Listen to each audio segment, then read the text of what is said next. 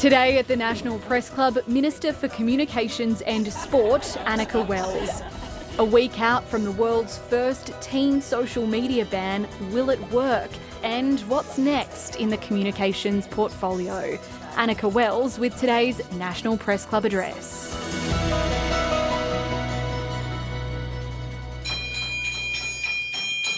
Hello and welcome to the National Press Club, today's Westpac address. My name's Tom Connell, I'm the club's president and also a host at Sky News Australia. Our guest today, Anika Wells, the Minister for Communications and also Minister for Sport. It comes on the cusp of the government's world-first ban on social media for under-16s. World-first means you can boast about being first, but also that you have to go first. And other countries have expressed interest in doing something similar, but are happy for Australia to be perhaps the guinea pig, if I may explain it that way. The government even saying it's not entirely sure at times how this will unfold and that it won't be perfect legislation. The glass half full outcome would be a generation of children breaking free from mobile phone addiction, perhaps sales for push bikes and yo-yos surging as teens rediscover the great outdoors, and the darker side of social media, a distant memory. The glass half empty outcome, perhaps a surge in sales of VPNs as teens and perhaps parents sidestep the ban and any unintended consequences that could follow. Minister, welcome back to the Press Club, of course, not your first address. Ladies and gentlemen, please welcome the Minister, Anika Wells.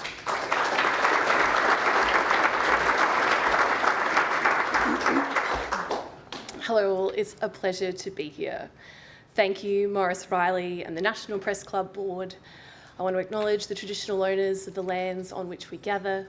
Together, we stand on the shoulders of 1,600 generations of First Nations people, and that is our shared history.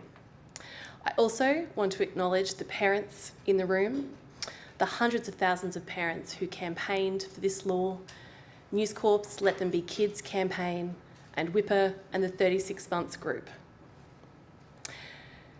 In 1 week, Australia will become the first country in the world to ban under-16s from having social media accounts. With one law, we can protect Generation Alpha from being sucked into purgatory by predatory algorithms described by the man who created the feature as behavioural cocaine.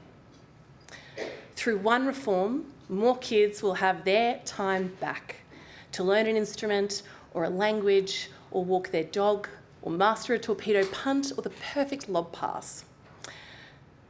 This is my second NPC address. 2 years ago, I stood on this stage to outline Labor's aged care reforms, stepping out a path for older Australians towards a better future. Today, I will step out the path for younger Australians towards a better future. A future that balances their right to connect, learn and create with the growing need to protect them from social media harms. I'll bust some myths, signpost where we're going, and be frank about the challenges ahead.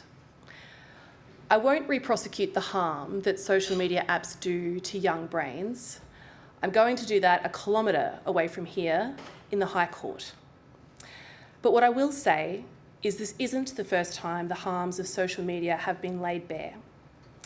The evidence gathered in journal articles and disclosure documents is spreading like wildfire, belling the cat on previously secret strategies by social media giants.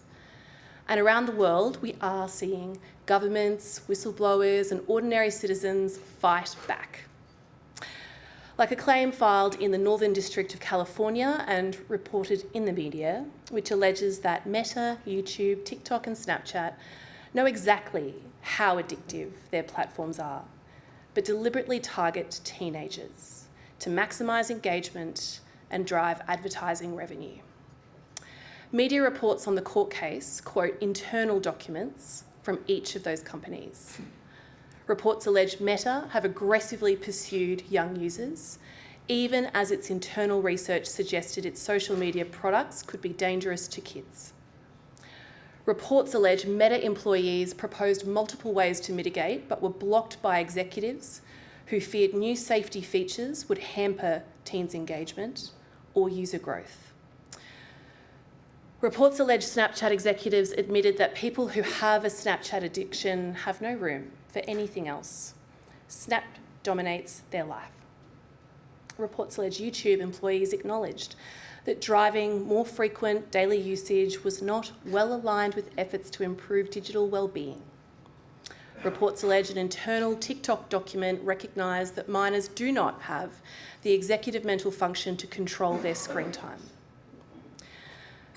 Social media companies have made billions of dollars from Australian families because we spend 2 seconds longer than usual on a video while we're doom scrolling. These companies wield an incredible power we willingly hand over to them because of the benefits that the platform bring to us.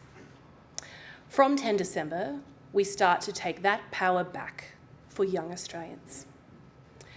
Now, we have a lot to get through, but first, let's bust the biggest myths I've heard visiting schools, talking to parents and teachers, and entering the belly of the beast, my social media comments. You will not be forced to present government ID to verify your age, despite the dog whistle campaign encouraged by my coalition counterpart. The law states platforms must always offer a reasonable alternative to their users. Companies caught forcing users to hand over their IDs face fines of up to $49.5 million. If you're an adult, you probably won't need to do anything extra to prove your age, because like I said before, these platforms have plenty of data to infer your age. They see that you've had an account since 2015. They see your cruise holiday snaps. They see you've been talking to other adults, you've been signing off your comments, hope the kids are well, love Helen and Paul. And similarly, if you've had your account since 2020, you've been DMing 14-year-old friends about Stranger Things and applying for a tax file number, you barely open the app during school hours but start doom scrolling the minute that school bell rings, you will be identified as probably under the age of 16. Yes, there will still be kids with accounts on 10 December and probably for some time after that. Not only because kids are clever and inherently seek to circumvent systems, but because this law is a world first. However, if a child has a social media account on 10 December, then that platform is breaking the law. With almost 86% of Australian children aged between 8 and 15 on social media, it will take time for age assurance sieves to filter out the existing accounts and to stop new accounts from being created. Most parents, carers and teachers that I talk to do not expect perfection. But what they do say to me is, thank you for trying and do not back down. Increasing the minimum age to have a social media account is not a cure, but it is a treatment plan. And this is not set and forget. We can't be static in dynamic environments because the tech sure isn't. eSafety will watch and respond to migratory patterns. And if LinkedIn becomes a secret online meeting place for under 16s, I will not hesitate to act. And eSafety will be conducting an evidence-based evaluation of the impacts of the law, good and bad, intended and unintended, to inform the government's 2-year statutory review. I understand that losing access to social media is going to be very hard for some under 16s, especially because these apps have been deliberately designed with addictive features. The co-creator of the infinite scroll feature, Asa Raskin, described his design as behavioural cocaine. Teenage addiction was not a bug, it was a design feature. And on 10 December, there are going to be withdrawal symptoms. Teenagers will be upset, some will fight to get back on, some will manage to find their way around the tech and keep their accounts. But I truly believe the short-term discomfort will be worth the long-term benefits. If you or someone you worry about feels disconnected, stressed or overwhelmed, there is strength in reaching out. Please go to esafety.gov.au where you will find helpful resources developed in consultation with youth mental health organisations, as well as links to websites, counselling hotlines and online chats. The first social media platform was a humble little service called 6 Degrees. Launched in 1997 as an online twist on the 6 degrees of separation, it was designed purely for connection, closer to ancestry.com than Snapchat. It wasn't until MySpace launched in 2003 that social media became social. By 2007, MySpace had more than 100 million monthly users. Depending on your age, you might recall when MySpace surged in popularity through its controversial feature, Top 8 Friends. It's easy to pretend that the savagery of socials is new, but even 18 years ago, MySpace was tearing friendships apart through the culture of comparison as Australians agonised over who to include or exclude in their top 8 friends. Way back in 2007, before a single hashtag was used online, Caitlin Flanagan wrote in The Atlantic about the dangers of MySpace, noting in the future it may be unheard of for a teenage girl from a loving family to disappear into her room every night for 2 hours of unsupervised e-chatting and instant messaging and MySpacing. Now, it has taken a while, but in 1 week, that future begins. And I use the word begins with purpose. Across Australia today, curious children went to school, they took away a lesson from a teacher they admired, they felt a sense of achievement with a grade they got back, they kicked the winning goal at soccer at lunch, they made a new friend on the buddy bench. Tonight, children around Australia will go home and that curiosity will be used against them. The algorithm will attack them so deftly and so subtly it resembles an embrace.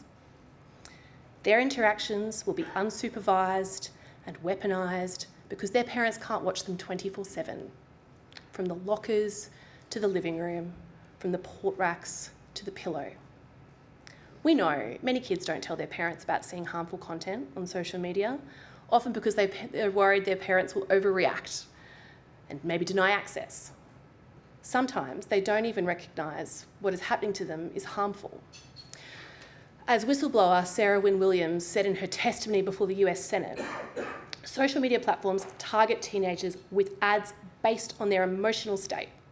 Ms. Wynne Williams said if a teenage girl uploaded a selfie and then deleted it, advertisers would see that as a good time to sell her a beauty product or a weight loss product because the act of deleting that selfie indicated she may not be feeling great about her appearance.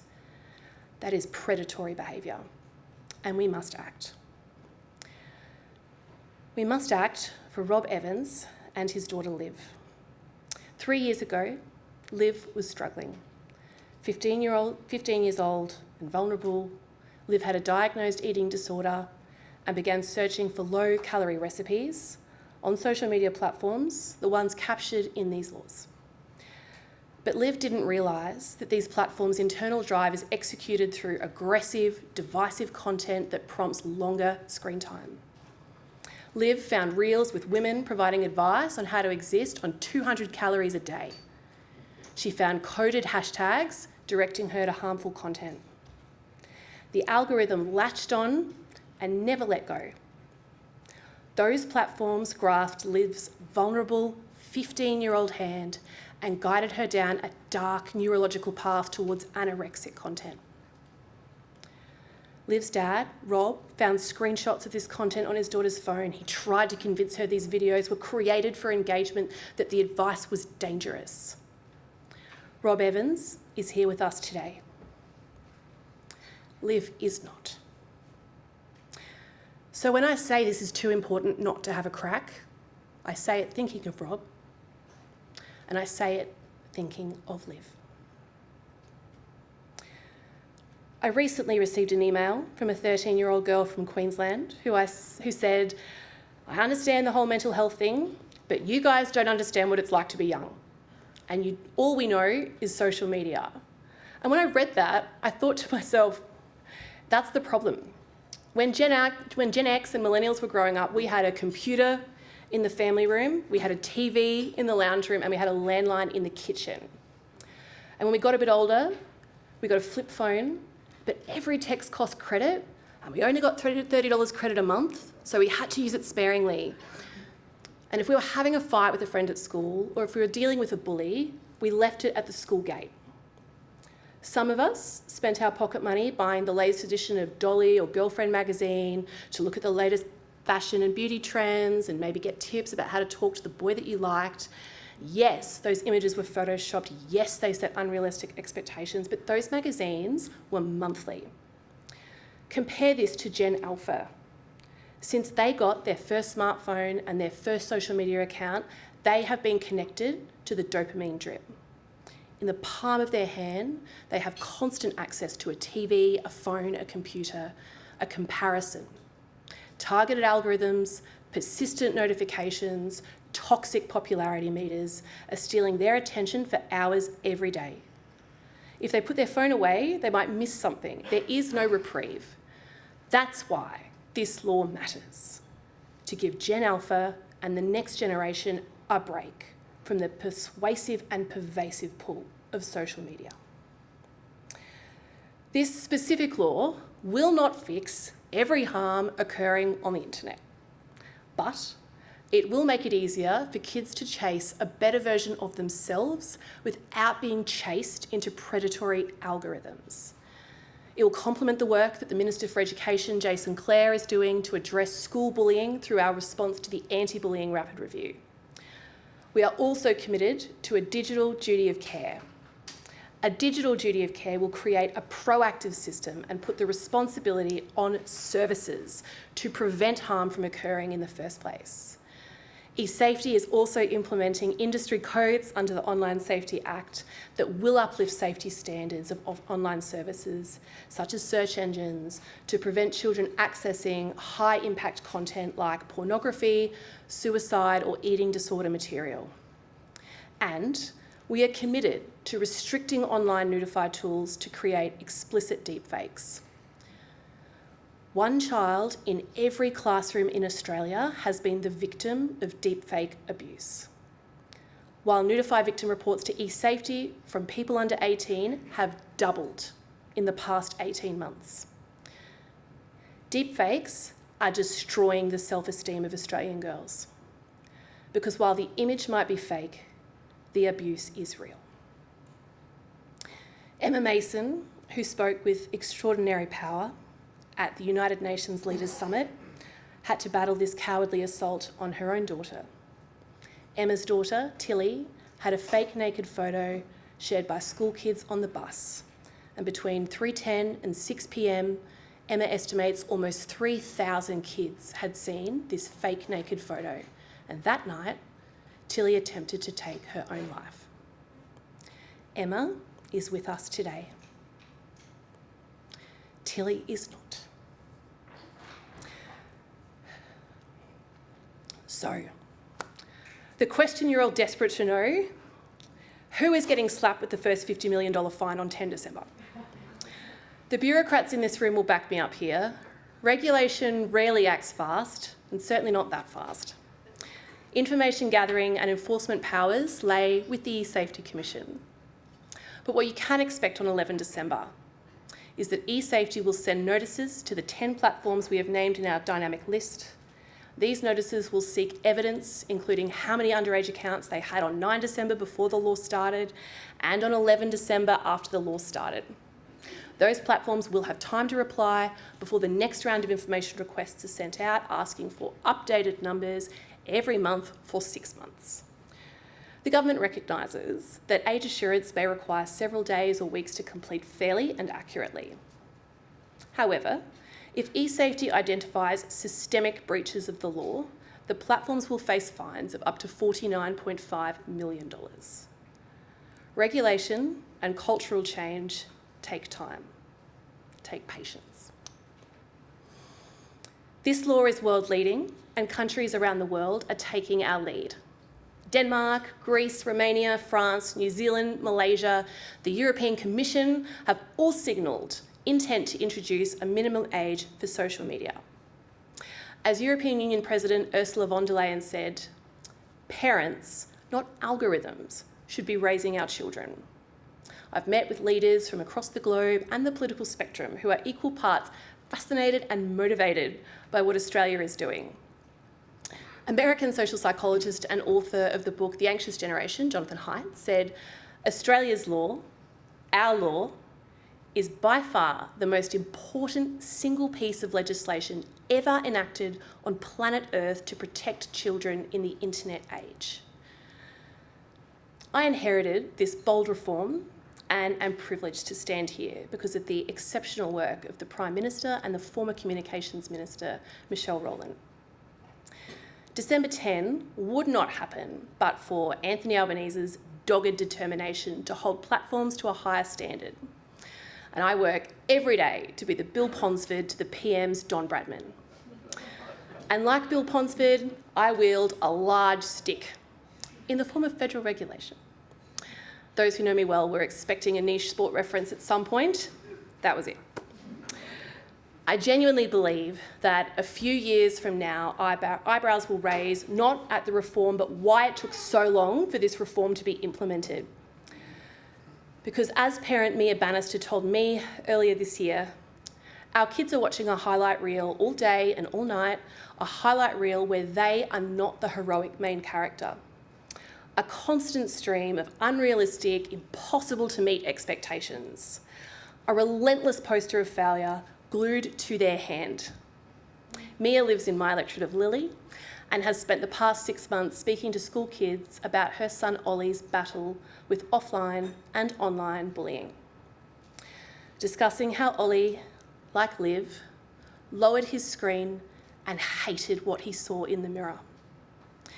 Ollie turned to social media for advice on how to be fitter, how to look better, and was led into algorithmic agony, constantly fed anorexic content on the platforms captured by this ban. At one point, Ollie was weighing his dash of soy sauce. Mia is here with us today. Ollie is not. So 1 week from today, this law is starting. And over the coming months, we will fight to defend this law in the High Court. Because parents here in this room and right across Australia asked for government to step up. They know and we know that this will not be perfect. But for Liv, for Tilly, for Ollie, for Mac and Ways Holsworth, for Alam and Ali Halkick, for the 7 out of 10 kids who witness online harm, we have to give this a crack. Thank you.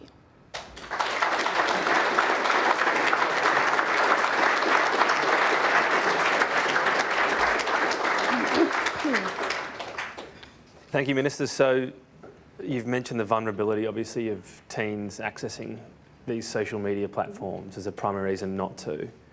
16-year-olds and 17-year-olds are still pretty vulnerable. Do you have a watching brief as to whether you'd increase the age? Most things, if there's a limitation in Australia, you can't do them until you're 18.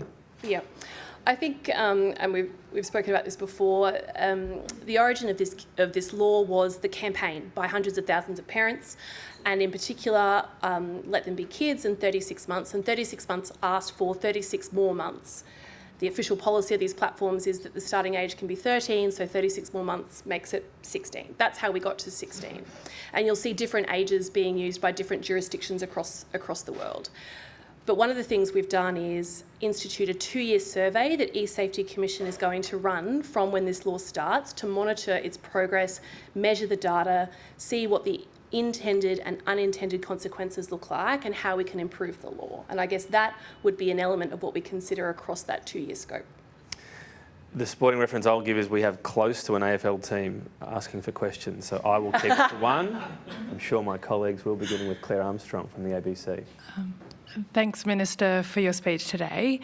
Enforcing this ban relies on multi-layered age assurance. Lots of the platforms have spoken about the use of third parties collecting biometric data. What's your assurance to parents who fear that that could be collected, stored and reused down the track in a way that wasn't its intent? And to what extent do you actually think biometric data is going to play a big role here, given that, for example, in 2023, TikTok using inferred information alone kicked 1 million underage Australian users off the platform? Well, I think the very fun and snappy 1,200-page age assurance trial report gave us all a great deal of comfort that these things are possible and that there is a range of techniques, and I think Julie would say a waterfall of techniques that these platforms are going to be able to use, including biometric data, sure. But Julie, as the eSafety Commissioner, has also put in place a number of guardrails through our regulatory advice about keeping the capturing of that data, keeping of that data, that they must not capture more than they need to, they must dispose of it as quickly as possible. And the second point I would make to this, which I made in the speech earlier, but I think always is worth repeating, we give so much of our data voluntarily to these platforms. They already have the data that they need about how old you are based on information you have voluntarily given them. And yes, there'll be people who try to use their older siblings for their biometric data to erode facial ID, in the same way that there are kids who ask their older siblings to go and buy them alcohol because they're not over 18 and their sibling is. We understand there's going to be ways around this, but this is about the cultural change so that the class is off social media. There's maybe an outlier on it, not that there's one person who'd really prefer to be off it or got strict parents or can't afford a smartphone, whatever it is, and they're the outlier because everybody else is on it day and night. Mark Riley from the 7 Network. Minister, I think parents understand why you're instituting this ban, but they're also asking, why don't you ban the content in the first place? There's stuff on the internet telling kids how to kill themselves, the most pernicious content that if any of we regulated licensed broadcasters were to run, we'd very reasonably have our licences removed. What's the government doing to stop this content being broadcast in the first place? I think you make a very good point, and that's why I refer constantly to the fact that 7 out of 10 Australian kids have witnessed harm online. And the next step of this, which is a holistic response that we're making to online safety as part of our response to the Online Safety Act review, is the digital duty of care. And that captures all the whatabouts of this law, I think. That is an open question to Australians. What do we expect of our social media platforms? What responsibility, what legal duty of care do they owe us as Australians? So consultation is currently out on that. We'll be working on that over the next year, and that will be about the broader question of content and what duty of care do platforms owe us when they offer these things and then sell our data for advertising revenue. Emily Saunders from the 9 Network. Minister, Google has today announced how it plans to roll out this ban on its platforms. It says that children will be less safe without accounts. What's your message to parents who are now concerned they won't be able to monitor what their kids watch online? My particular response would be that you can still use parental control measures on YouTube Kids, which is not captured by these laws, and I would urge parents who are worried about that to look at esafety.gov.au, which has great materials to work through what this looks like for your household. But I guess I'm going to level with you. I find it outright weird that YouTube is always at pains to remind us all how unsafe their platform is in a logged out state. And if YouTube even this morning is reminding us all that it is not safe and that there is content not appropriate for age-restricted users on their website, then that is a problem that YouTube needs to fix. Thank you. Ron Meisen from the AFR. Thank you, Minister. Already kids are starting to talk about moving to Yope, Locket Widget, RedNote, Lemonade, Coverstar, Discord. There are no doubt many others. You ban them, others will pop up. How confident are you that you can really crack down on this and keep up with the pace of new companies, which will no doubt see the profit incentive of targeting them? And also, increasingly, the social element here isn't the problem for kids, it's the AI content that's coming at them and encouraging them through algorithmic, predatory algorithms, as you referred to it. How are you looking at AI in this space? Well, your first question, I think Julie is the eSafety Commissioner and I have previously referred to the whack-a-mole nature. It's a dynamic, evolving industry. Tech is constantly evolving. We also must be dynamic and agile as we respond.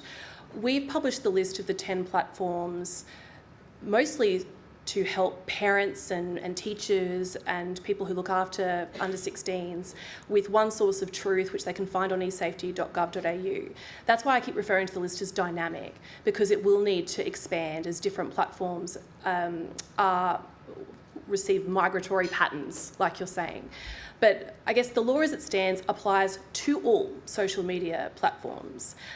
All of the platforms, many of which you just named, are now working with eSafety to self-assess, are they an age-restricted social media platform? That's the law.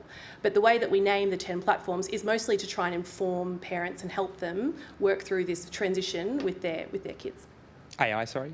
AI, I spoke to our determination to ban Notify apps. That is a response, I think what you can see is a targeted and measured response to a particular challenge of AI in this space. Julie has referred to some earlier work she's done this year on AI bots in particular. You'll see yesterday we announced the AI Safety Institute, which will have particular assistance with us as we try and deal with these different parts in different lanes. So it's work in progress, Ron. Thank you. Next question, Anna Henderson from SBS. Thank you. Anna Henderson, SBS. If you buy alcohol for someone underage, it's illegal and you're punished. So if someone over 16 sets up an account for someone who's underage, what happens to them? There is not a punishment for them. This isn't about punishing under 16s or parents who've allowed under 16s to establish social media accounts up until 10th of December. That is legally possible in Australia. This is about putting the responsibility back on the social media platforms who have been able to operate essentially in a wild, wild west for 10, 15, 20 years with immeasurable harms. The thing is, they're now measurable. We now have so much data and evidence about what is happening to our kids online that we feel we must act. Would you consider it if there is a proliferation of these accounts being set up by people over 16? We are focused on systemic breaches of the platforms, and that's why I outlined in my speech today exactly what that's going to look like from 9 December through. Like I said, this law isn't set and forget. We're always going to look at ways to improve it. But I think for the most part, this is about changing the responsibility and the onus to being what do social media platforms owe us as their users as they seek to operate in our country. Your review at the end of 2 years, would it not look at if there were a massive number of accounts that parents had helped children get, a new action on that? Wouldn't that be logical? Absolutely.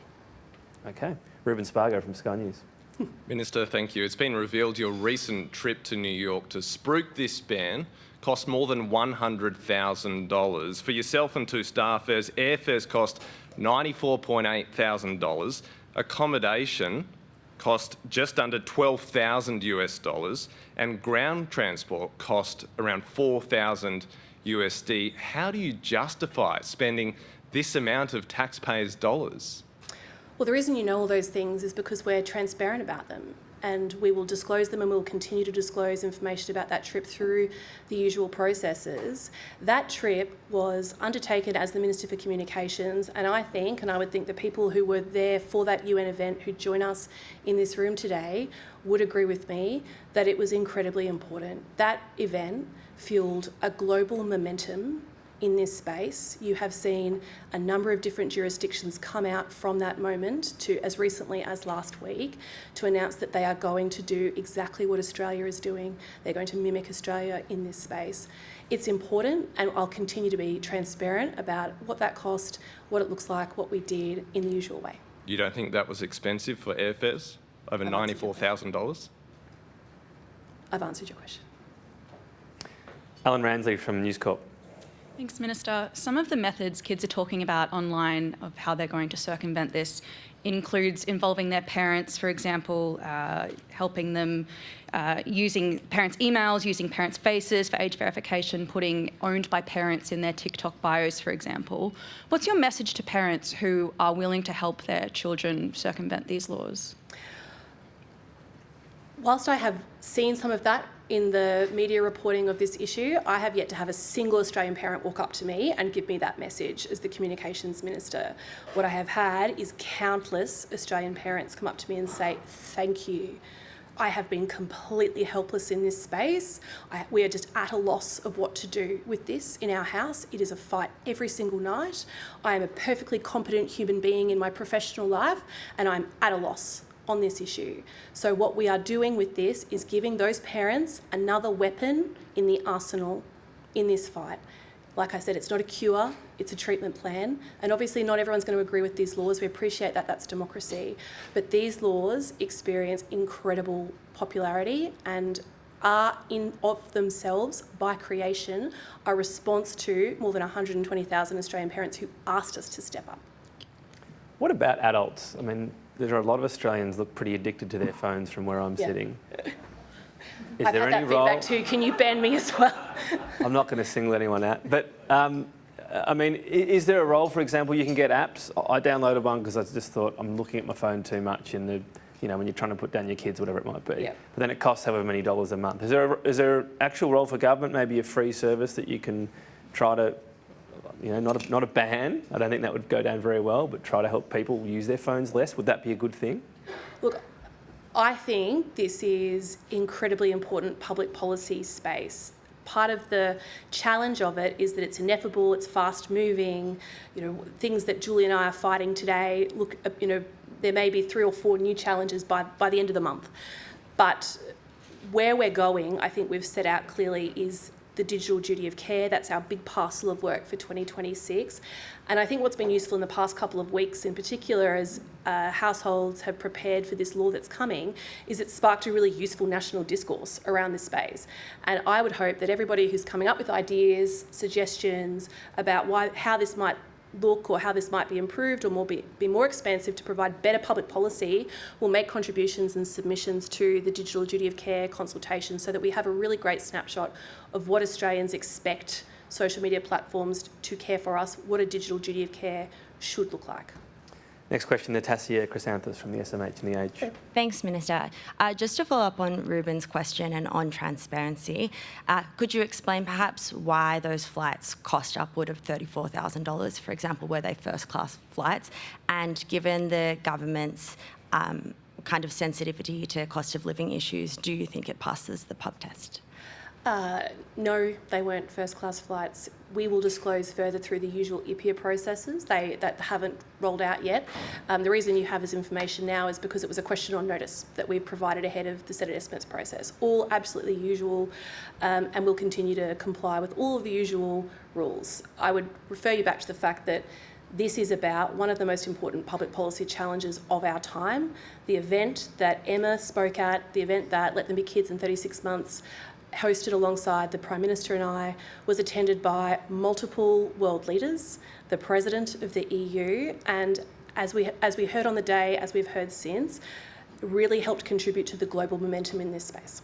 Thanks. Was it a last-minute fare? Is that why it was so expensive? Was it a last-minute decision to go? Look, it's a matter of public record that I delayed my departure because of the Optus outages, so I wouldn't be able to give you a definitive answer, Tom, but like I said, we'll continue to be completely transparent about this. Jack Quayle from The Australian. Thank you very much, Tom, and thank you very much, Minister, for your address. I want to ask you about another area of your portfolio, which is regulation of gambling. I wanted to ask about the efficacy of existing government schemes that you've introduced to reduce gambling harm.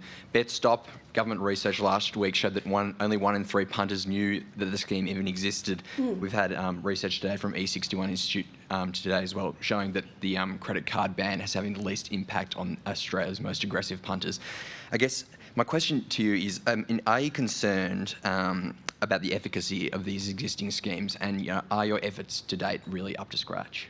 I think this is another area of public policy in my patch that requires a holistic response, and that is also whack-a-mole in its nature. Whenever we make a measure here, there's going to be a response over here. As you have heard me say before, the Albanese government has made the most significant reforms to tackle online wagering harms in the Federation. Some of those measures are the ones that you're talking about. One of the nice things when I get asked about this by journalists by yourself is that I get to talk about BetStop and the fact that more than 50,000 registrations have now occurred, and the data coming back from those people who've registered is significant increases to their mental health, significant improvements to their quality of life. That's what they're reporting. Yes, we would love more people to sign up to it. Thank you for the opportunity to talk about it and to encourage people watching on today to know that they can register for BetStop if they are struggling with online wagering harm. Matthew Franklin from Capital Brief. Thanks, Tom. Hi, Minister. Hi, Matthew. Hey. I also want to ask about the gambling ad stuff. I know that if you talk to media companies, you talk to sporting codes, a lot of them say, were you to make greater limits on gambling ads, this would be a big blow to their revenue, cost a lot of jobs. You're the Minister for Communications. Do you actually believe that were these companies not being able to, on gambling ads, they would not be able to find commensurate revenue in other sectors? And do you actually believe that with all the changes in the state of the Australian media, were you to make greater limitations on gambling ads, lots of journalists, including people in this room, would lose their job. Well, I think you've identified one of the elements that's at play when we try to settle what we do next. And you would have seen as recently as last week in the Parliament, the government committed to further measures in this space. But there's no silver bullet, or we would have pulled the trigger already. I think the Win Some You Lose More report even said in and of itself, there is no one singular response that we can do, and that these things are complicated.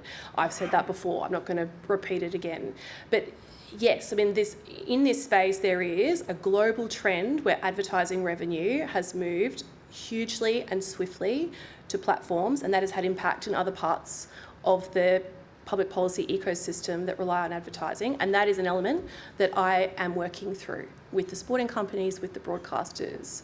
Keep meeting with them, I will continue to do it. So this is an issue about keeping people in work? Absolutely not, that's not what I'm saying, but that's my answer. Next question, Dana Daniel from the Canberra Times.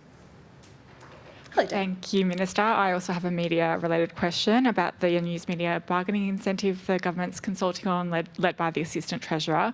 The incentive aims to spark commercial deals between social media companies and publishers. As the Communications Minister, will you be seeking to ensure that the smaller regional publishers are not left at a competitive disadvantage and sort of left with the scraps when hundreds of millions of dollars are channelled towards the big media companies, and when the government's divvying up any funds raised by those platforms that do have to pay the incentive, the levy, will you be looking to use that to boost rural and regional publishers? I think speaking in the broad, yes, we are always concerned with the future of news media in this country, and it also furthers on what Matthew's question about where is the revenue coming from, where will it be going, is it sustainable when we need a thriving fourth estate, and particularly we need it in our rural and regional areas, we need it for ethno-culturally diverse communities. I announced $64 million towards journalistic cadetships a couple of Fridays ago to particularly address rural and regional areas and multicultural groups that rely upon news media. So yes, the answer to your question is yes, it's always on my mind as the Communications Minister. Where are we going in this space? What does this space look like in 10 years' time? What is a stopgap measure versus what is structurally required to make sure that everybody's here and thriving, and that we have the fourth estate that we need in 10 years' time? I'd also point you to the news map, millions, hundreds of millions, tens of millions, the news map money that we put particularly towards that cause. Jason Koutsoukis from the Saturday paper. Minister, thanks very much for your speech. Back onto the social media ban, what are the key criteria that you'll be looking at to tell you whether or not this law is actually working? It's funny you say that because, as you've heard me emphasise today, this is about cultural change. So I've been thinking about what other cultural changes did we have in this country, what did it look like? So when seatbelts were made compulsory, when tobacco advertising was ruled out, it's surprisingly hard to find measured data around cultural change. But it's been something that we've been looking at, and that's one of the reasons why Julie and I have put in place the 2-year survey to actually measure and work out how to demonstrate to Australians the value in what's happening. But some of which was in my speech today, I would point to you specifically on, which is we're asking social media platforms for the numbers on the 9th of December, for the numbers on the 11th of December, and for every month for the first 6 months to make sure that it's trending down. Will that be published? Yes. Grace Crivellaro from AAP. Thank you, Minister. Just leading on from Dana's question, under the news bargaining incentive, digital platforms will face financial penalties for failing to negotiate commercial deals. But what about AI platforms that scrape Australian news content? If those platforms are subject to the same penalties, how does the government plan to prosecute those platforms that aren't necessarily Australian and are in another jurisdiction? Look, those are issues that we have identified. We've identified the scale of the problem, I guess, and the Assistant Treasurer and I are working through what that looks like. We're sort of in early stages at the moment because, as you know, News Media Bargaining Code is out for consultation. So we're waiting for submissions to come back in. I think they're due end of the month. And so once we get those back in, we'll continue to look at what that response needs to be. Josh Butler from The Guardian. Hi, Minister. Thanks for your speech. I also wanted to go to gambling advertising, please. We're 2 years on from Peter Murphy's report, which called for a gambling advertising ban. People in the industry are expecting some news on this issue in coming months, I think. But I wanted to get into sort of your thinking on the issue, the sort of framework of how this is coming together. Is your starting point that there will be major restrictions on gambling advertising, or is that in itself still a live question? What will it look like? Will there be compensation for, say, media outlets or sporting codes that might lose sponsorship or advertising revenue from such a change? And when do you expect that this long-awaited reform would actually be realised? Good try, Josh. Thank you for the questions that I've heard from you several times in the months running up to now. I am not going to prosecute this through the media. I am not going to provide a running commentary on my progress in this space through the public sphere. I didn't think that that was a particularly helpful way that it went around last term of Parliament. We're trying to do things differently this term. Just because I'm not giving you monologues by way of update week by week or whenever I'm asked doesn't mean that I am not focused on this, doesn't mean that I'm not working on this, doesn't mean that I don't consider this to be a policy imperative. And again, I'd steer you to the fact that just last week the government said there will be further measures. Would you imagine it will be major restrictions on gambling advertising though? It's not a trick question. There was a very major report that's had, and I know that you had obviously a relationship with Peter Murphy, and it's not a slight. There is major public support for this sort of issue. I think it's not unreasonable to ask where your starting point on this would be. It's not unreasonable to ask, and I imagine that you and others will continue to ask, but it's also not unreasonable to say there will be further measures. Do you agree with the premise that Australians have largely formed a view along those lines on this? I certainly agree with the premise that online wagering harm is a spiralling problem that was particularly worsened by COVID, and that we have to find a way to work through how we deal with it. There's a lot of different recommendations in a huge variety of different public policy spaces. I am working through the ones that as Minister for Communications and Sport are for me to try and resolve. Caitlin Rintoul from the West Australian. Thanks for your address today, Minister. You've spoken about the digital duty of care being the next big parcel for 2026, but this is something that was flagged last term. Despite that, in estimates yesterday, we heard that there has been no direct consultation around digital duty of care. Why has it taken so long to get this up? And are you satisfied with that rollout? And in an ideal world, would you have liked the digital duty of care to run concurrently with the ban? I don't think that's right. I just don't think that's flat out right. Whether or not it was set in estimates, I accept that might have been what's set in estimates, but I don't think it's right. And consultation for digital duty of care is open right now. So we are working through it right now. My question is around, it was flagged last term. Why has it taken until the last few weeks for digital duty of care consultation to start? I don't accept the premise. These are big public policy questions.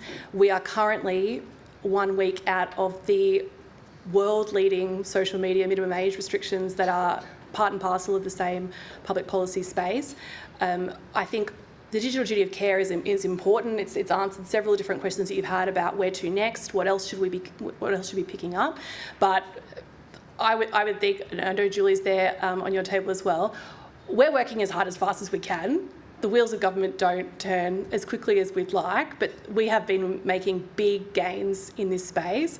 And the fact that digital duty of care is open for consultation right now is a good thing.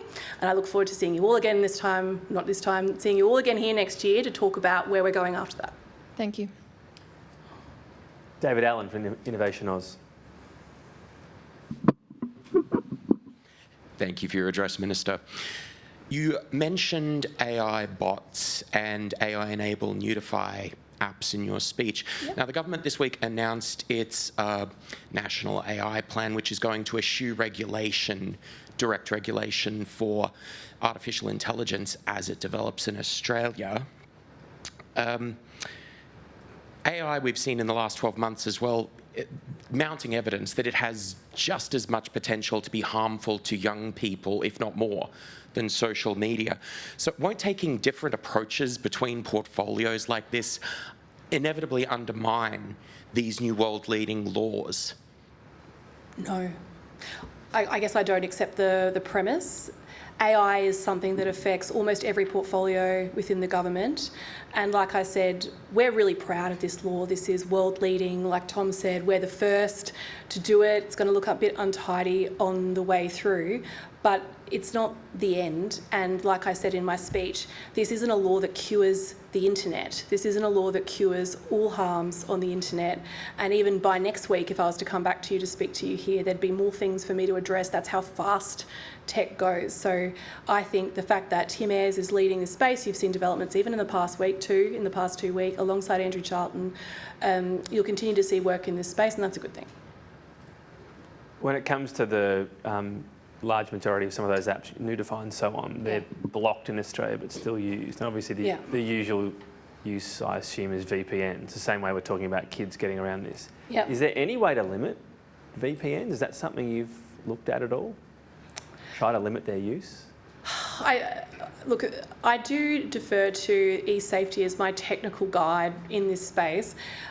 I guess, as the Minister for Communications, I'm looking at the public policy, and I think even in doing what we're doing currently, we are the first to move on this space, and that's not to say that we won't be the first to move in other spaces as well, but we have to get a balance right. In the same way that we talk about people who are under 16 need a balance between the harms that they suffer online versus their right to a digital life, to creativity and connection.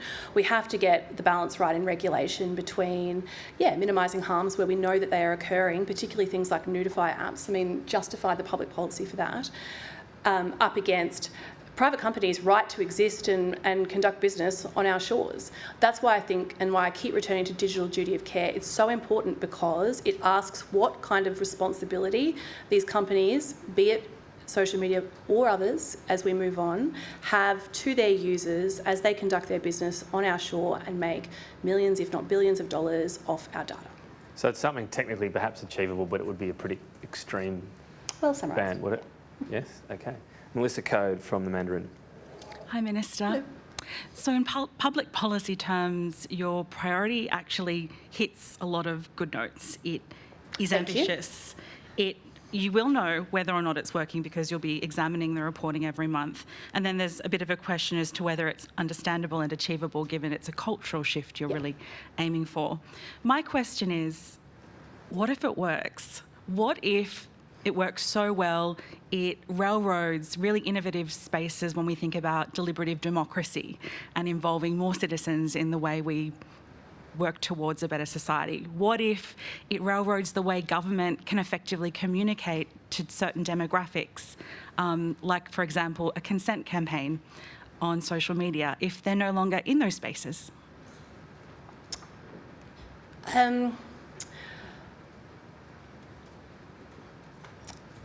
Really not sure how to answer that question. I think, in essence, are you talking about the implied right to freedom of political communication? Is that sort of at the heart of your question? I'm kind of or talking about... can you give me a specific example of where this would be a bad outcome? You know, as the government, where people hang out, where their attention is commanded, and social media is a primary place for that. So many government departments spend a lot of money every year on advertising important public messaging through social media. Are we losing, as government, our capacity to communicate with this group if they're not there? Okay, I get you. I guess two things. One, there'll be lots of you in this room who are highly politically engaged and became highly politically engaged before social media platforms were ever invented. You became engaged because you watched the 6 o'clock news, because you heard your parents and your parents' friends talk about politics. You went to protests, you signed up or attended events at community organisations. That is the nature of politics in Australia. That all continues, whether or not under 16s can have a social media account. And the other thing about big tech is that we don't know where we're going next. So yes, we're in a moment where social media platforms have immense power and we all give them immeasurable hours of our time.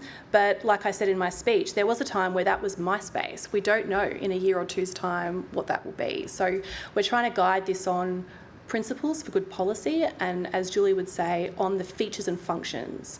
So we try to limit on balance, where features and functions of social media or notify apps are demonstrably and on an evidence basis causing harm, particularly to young Australians. NPC Director Julie Hare. Thank you very much for your speech.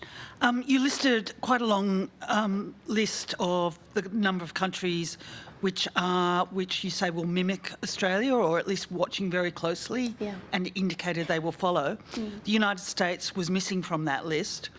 Do you anticipate retaliatory action from the Trump White House, especially given how close his ties are to big tech in Silicon Valley? Individual states within the United States have moved in this space, and a couple of the cases I talked about in my speech today were the Northern Californian district, where the Governor of California has tried to do even bigger moves in this space. I met with the Governor of Utah probably 4 or 6 weeks ago. Many of you would have come to know him through the Charlie Kirk saga. You would have seen him on television trying to lead his state. He has tried to do what we are doing, and he has been tied up in the courts. So I think that's why I talk about this isn't just bipartisan, although my coalition counterpart does her best. It's non-partisan. It's really non-partisan. It's one of the great issues of our time, and people from all parts of the political spectrum are trying to act in this space, and I will work with anybody who is trying to work and to stop harm online for kids in this space. But the Trump White House is very reactive to things that it sees as against its agenda. Look, we had a very successful visit to the United States only recently. The Prime Minister met with President Trump for hours and hours. You haven't seen any reporting about it. I think we are and we stand firm in what we're doing here. Okay, thank you. He likes a bit of late night TV, Donald Trump. What would you say to him if he's watching right now and worried about revenue maybe for the companies? I would switch hats and congratulate him on becoming the president of the LA 2028 Organising Committee. Quite unusual for the president of a country to take that role. And as the vice president of Brisbane 2032, I'd love to work with him on the Olympic and Paralympic Games and all of the prep that's required in the run-up. Sounds like a neat pivot. Next question is Zia Elvey from the Epoch Times. Hi, it's not easy to be the last on the list. She just asked the question I was about to ask. So I have another one. Has the government considered the potential impact on the influencer market that is now valued at almost $889 million? You know, yes. I mean, yes, we have done an extensive consultation about this, and through the 12-month period, we've also continued to work with, and particularly I commend Julie on her leadership out of eSafety, the range of consultation that they have done with different groups who will be impacted by the law, and that's why I'm being really honest and accountable about the fact that we will have a 2-year survey run so that we all have a really good snapshot of how this has worked, how it hasn't worked, what the intended consequences were, what the unintended consequences were, so that we can improve the law if we need to. Also, you mentioned about that 2-year reporting that you're going to do, and if you can give me more specifics, like what specific indicators such as reductions in online harm, cyberbullying, grooming attempts, what all will you measure in this regular reporting that you? I'm conscious of time. I have a good answer for you, and I think we'll send it to you after this. But that stuff is all available through eSafety. Thank you. Not quite last. That's David. Yeah, I was like, hang on. Swooped in. Thanks, Tom. Not easy to be last, not easy to be on the reserves bench either. But, Minister, can I just pick up something you did say a little earlier? The wheels of government don't turn as quickly as we'd like.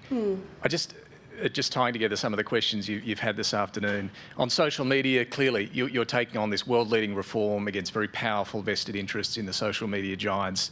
You've stuck to this timeline a week away from the age limit coming into force. Yet on gambling advertising, it is 2 years since that Murphy review.